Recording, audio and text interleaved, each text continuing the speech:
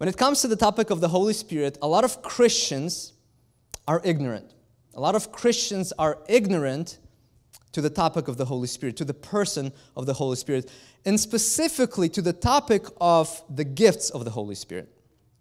A lot of Christians, maybe they are somewhat aware of the Holy Spirit, Trinity, but when it comes to the topic of the gifts of the Holy Spirit, that's when Christians are ignorant. A lot of Christians are ignorant. A lot of churches don't even teach on this topic.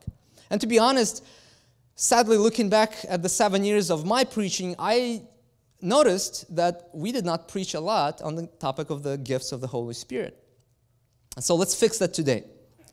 In fact, Paul says this to Corinthians, who were pretty ignorant church. They were a messed up church, and they were also ignorant about the gifts of the Holy Spirit. He says, now concerning spiritual gifts, brethren, I do not want you to be ignorant.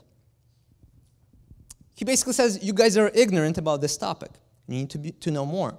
Many believers are ignorant about the spiritual gifts, and just like the cost of ignorance while you're driving is high, the cost of being ignorant of the gifts of the Holy Spirit, the cost is high as well. And the cost is lack of fulfillment in personal life.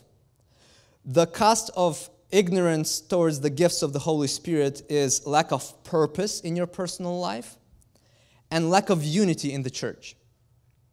I really believe that the reason oftentimes we don't have unity as a church, or churches in general, Christians don't have unity, is because of this reason. We are ignorant of the gifts of the Holy Spirit.